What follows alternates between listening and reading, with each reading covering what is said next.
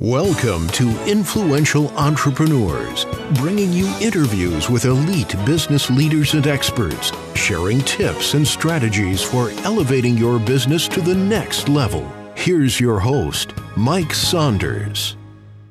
Well, hello and welcome to this episode of Influential Entrepreneurs. This is Mike Saunders, the Authority Positioning Coach, and today we have with us Alex Goldfayn, who is the CEO of the Revenue Growth Consultancy. Welcome to the program, Alex.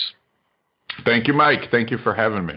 Hey, you're welcome. Well, it's always good to get to know new people, and especially when there's new things on the horizon, like your new book that just came out, Selling Boldly. I understand you have some great news on some of the rankings, so let's talk about that as well as what is the book about.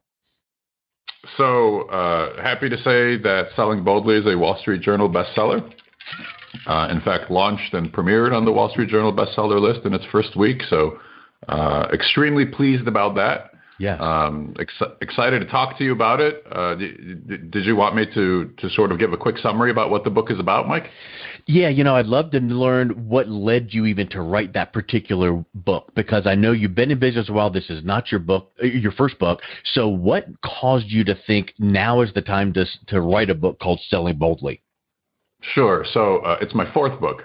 And what I do in my consulting practice is work with companies, sales and customer service staff to help them sell more. And the way to sell more is to communicate more. And the way to communicate more with customers and prospects is to be bold and confident and really understand how good you are. So we need thinking change before we can get behavior change, right? We need the mindset shift before we can get a behavior shift. And the thing that keeps people from having this mindset change or having these behavior changes that need to happen to communicate more is fear. Yeah. Fear is the reason that we don't do the things that we know we should do, right? So I tell my speech audiences, I do about 50 talks a year, Mike, and I tell my speech audiences that you all know everything I'm about to talk about right now. You already know this stuff. So aren't you glad you came, right? Aren't you glad we're here? But the question is, are you doing it, right? I mean, we know the telephone is better than email. We know this. To sell more, we should talk on the phone more. And yet we email much more than we call. Yeah. We know that referrals are a great way to grow business. And so knowing it is nice, but it's not going to make you $1 of new money. We need to do the referral requesting. The doing is what makes us money. So the book covers fear and really lays out the elements of fear because they happen really automatically, right? We don't even know that this process of fearing rejection and fearing failure is happening because it's happening so quickly. It's happening subconsciously. Yeah, that's so the it lays scary that part. out. It lays out how to deal with it. How do we get rid of the fear? And then how do we inoculate ourselves against it? And then I teach 10 very simple communications techniques, a couple of which we've already covered, picking up the phone and asking for referrals, that everybody knows that they should be doing. And I detail exactly how to do them. And then give people planners and tools to do them. And then send them on their way to simply help more customers more. And so that's the book, and that's kind of a long-winded way of talking about why I wrote it. I love it, and I love that you talk about where you need to start with your mindset first, because so many people jump right to give me the tactics. The top producing salesperson does X, Y, and Z, so I want to do that. Well, here's I love having analogies, comparisons, but it's kind of like someone that does not know how to play a guitar, and they start to learn, and they learn on this beginner guitar, and they go, "Oh, I need a better guitar." But you really don't need a better guitar. You just need to learn better, because if you handed that guitar to one of the world's greatest guitar players, they would make that beginner guitar sound amazing. So we should never jump right to, oh, Mr. Top Producing Salesperson does this, this, this, and this. But the difference, the missing ingredient tends to be that confidence, that mindset. So I love that approach that you're taking. And here's one thing that when you were describing that, it made me think of the old cliche, the fear of success. And I know it's a thing, but Which do you think is more detrimental, the fear of success keeping someone back, or the fear of doing something that would take them to that next level of success? I think that more than either of those things, Mike, it's the fear of rejection and the fear of failure. In fact, I would suggest that for most salespeople and entrepreneurs and business owners listening to this right now, the fear of failure and rejection is greater than our need to feed our family. Now try to wrap your mind around that. Yeah. So we'd rather avoid the possibility of getting a no and not pick up the phone and not ask for the business every time that we can. So we don't do those things to avoid the possibility of rejection. So that's bigger than our need to bring money home to our family. That overwhelms that need, which is also a pretty damn big need. And so that's how damaging fear is. It literally keeps us from trying to make more money. It sounds so crazy, and I know that you've heard of I'm sure there's some truth to the statement that you hear a comedian, I think it was Jerry Seinfeld, that said, the fear of speaking in public is greater than the fear of death. So when someone's giving a eulogy at a funeral, the speaker would rather be in the casket than doing the eulogy at the funeral. And I'm sure that there's a small element of truth to that. But I recently read a study by Katie Medrano from Listverse, and they published an article on the top 10 strong human fears. So what you were just saying there reminded me of that.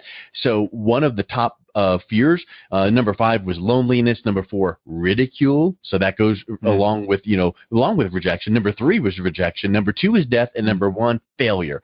Well, I would suspect that the fear of rejection / ridicule leads to that fear of failure, because if someone's ridiculing me, then that's a failure and I'm going to be a failure. So I just love how, numbers don't lie, research doesn't lie. What do you then suggest in your book and with your clients that people can do to inoculate themselves against that fear of failure? So the biggest thing, in fact, the biggest thing by a mile is to understand how good you are. And the way to understand how good you are is to listen to your happy customers describe your great value that you bring them. Mike, when do customers call? When they're happy? Rarely. Most customers call when something's wrong, right? You screwed it up. You sent me the wrong thing. It's late. Where is it?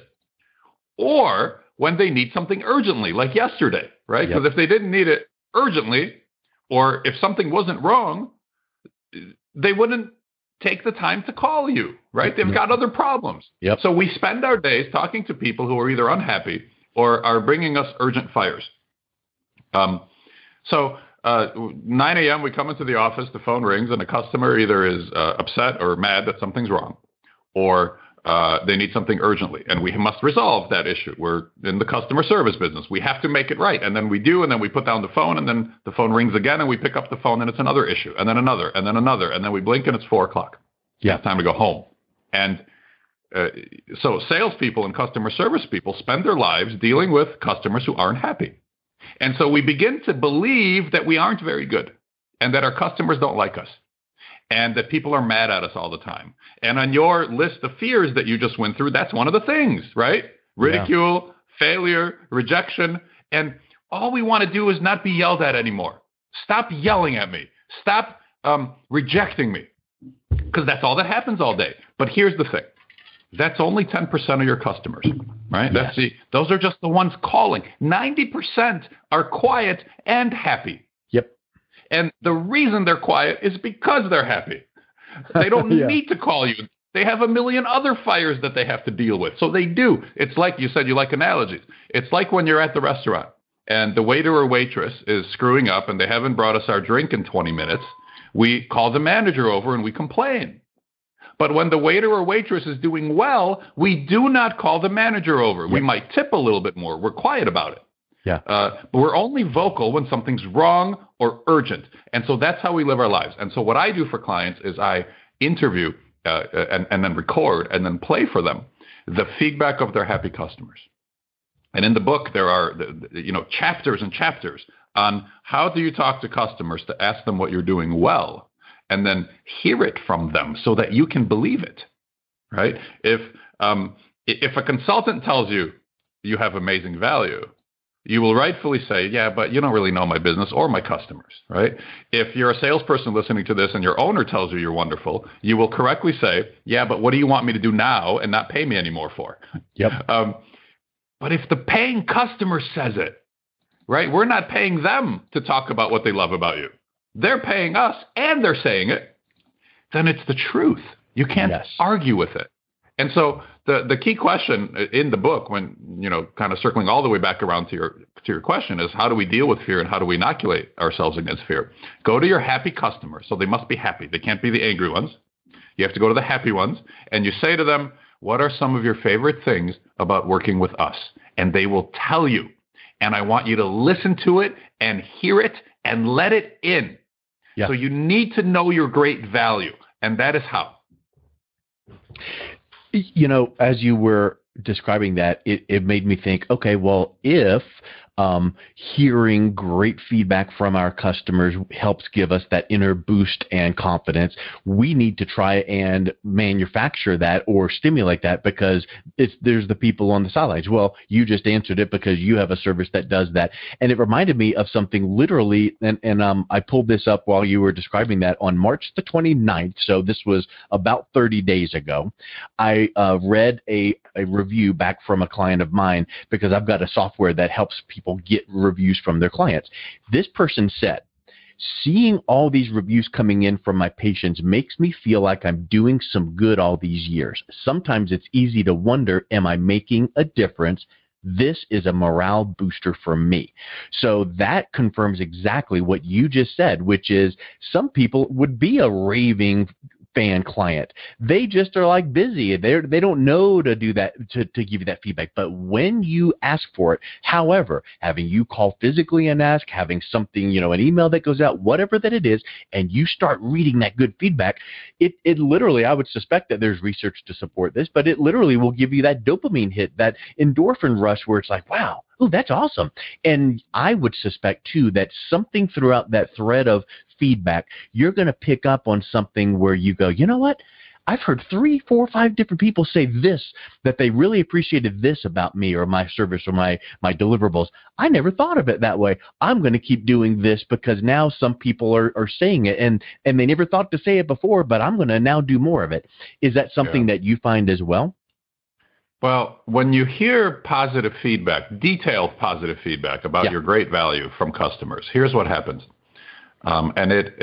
This one effort, this one thing, going out and listening to happy customers, does all of the following. It makes you confident instead of meek. It makes you positive instead of negative. It makes you optimistic instead of pessimistic. And who would you rather buy from, an optimistic salesperson or a pessimistic salesperson? Exactly. It makes you grateful instead of cynical. It makes you happy instead of upset or unhappy. And once again, who would you rather buy from, the happy salesperson or the unhappy salesperson?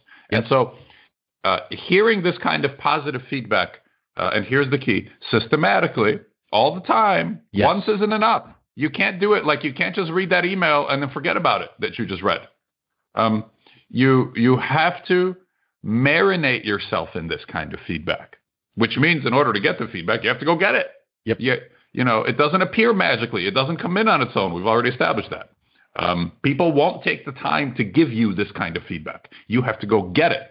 And when you get it, and by the way, when you ask people, they will always tell you. They will always give you the feedback if they're a happy customer.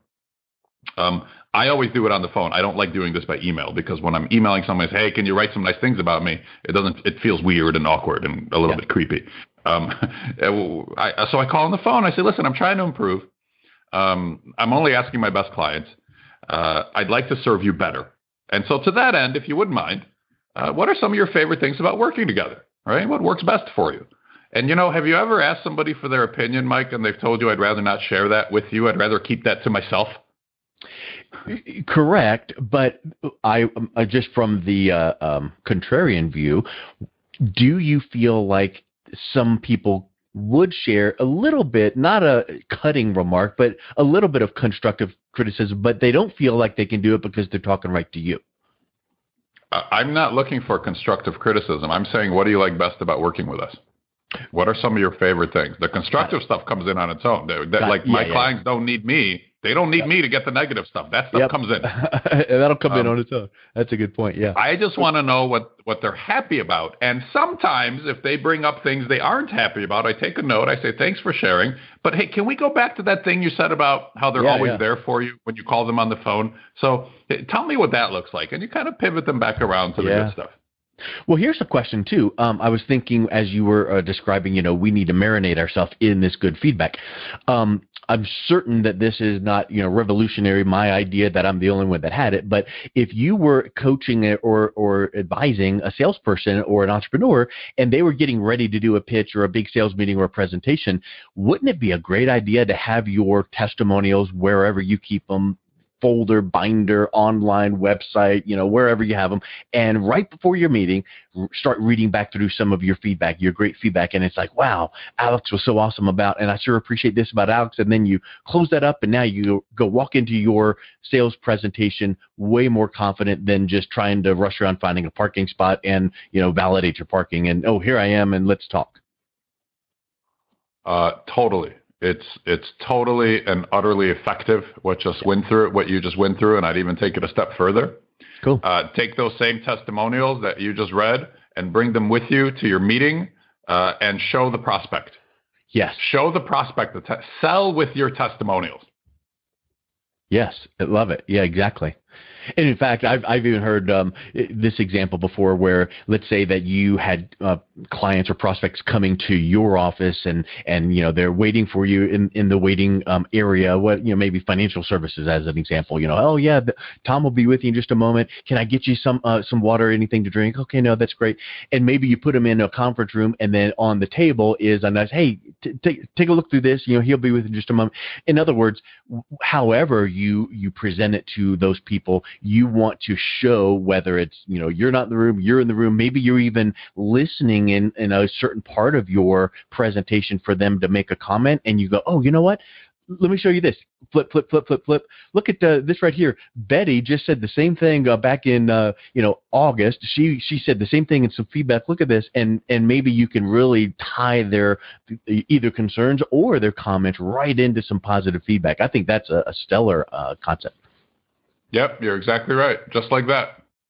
So let's say that, and we'll kind of start wrapping up with this last thought or question. Let's say that people are understanding I need to be myself more confident so that I can sell more boldly and confidently. And I'm going to start doing these things and getting my mindset right and getting my, testimonials in place.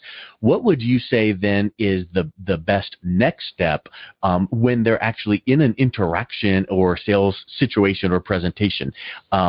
What are some of the things that you would want to make sure that they're doing and making sure that because we got my mindset right, got my testimonials in place, and even sent them ahead of the prospect to review? What is the next thing that you want to make sure that they're having done in that sales presentation? I'll give you two things. Number one, make sure that the prospect, or perhaps they're already a customer and you're visiting them, make sure they know about all of what they can buy from you. Because the typical customer only knows about 20% of what they can buy from you. And we think that they know everything because we know everything, right? We assume they know what we know, but they don't. And then we say to ourselves, but I told them 3 months ago that I can help them with this other thing, that we can provide this product or the service. And he didn't buy it, which means he doesn't want it. And I would react back to that comment and say that just because you tell somebody something doesn't mean they know it. We remember every time we tell somebody something, but they don't remember. So an example of that is, how many times have you heard this stupid statement? I didn't know you did that. Right. Yeah. I didn't know you did that. And you say to the guy, dude, I just told you last month and you had the exact same reaction. I didn't know you did that. And I know it was you because you were looking at me just like you are now. So make sure they know all of what you can do for them. and not just this little niche-y thing that you happen to be talking about or that they've been buying from you for 20 years. Right now, today, as we sit here, your listeners' customers are buying things from the competition that they could be buying from your listeners, right? And they would like to buy it from your listeners, and your listeners would like to sell it to them. But none of that is possible because the customer doesn't know. So that's number one. Number two, ask for the business. Ask for the order. Mike, I'd like to work with you. Here's what we need to do. Would you like to get started? Mike, I can start this on the 1st of May, or we can wait until the middle of the month. What's better for you? If you sell product, you can say, I could have it there this week or next. Which do you prefer? Ask for the business. Get the money. Right? They're talking to you. They're spending their time with you. You're there. You're spending your time. Ask them to work together. We don't do that. Why? Because of fear. We don't want to get rejected. Yep. Exactly. I mean, all they can say is no. But if you did it in the right way, they would say, maybe no, not now, or that's a great thought, I'm just not ready right now. They're not going to say, what an idiot you were for asking that. So it comes back to that mindset, how you're going to interpret that no. It doesn't have to be a no, don't ever talk to me again. It just is a no, not right now. And asking for the business is just huge. And I've even heard some consultants and trainers will come in and say the first thing that they do is they change everything in an organization because they notice the first thing that is not happening is the salespeople aren't literally asking and seeing the words, can we do business together, or whatever that may sound like. But asking for the business, they get it right to the goal line and don't punch it over. Totally with you. I mean, how many times have you been ready to buy from a salesperson? And I mean, to the point where you're taking your wallet out and the salesperson does not ask for the business and leaves without the order. Yeah, exactly. Well, Alex, I just love this conversation, and you look down and you think, wow, we could go on for hours and hours and hours, but let's wrap up with what's the best way that our listeners can reach out and get a copy of the book and even visit your website and learn more about what you provide. Yeah, well, you can buy the book anywhere. It's called Selling Boldly, so it's on Amazon, and it'll be in your local bookstore probably. You can go to my website, which is goldfayn.com, GoldFaynFayn.com. And you can see all my stuff there. There's a series of planners that are in the book that you can download from my website. There's a proactive phone call planner. There's a referral planner.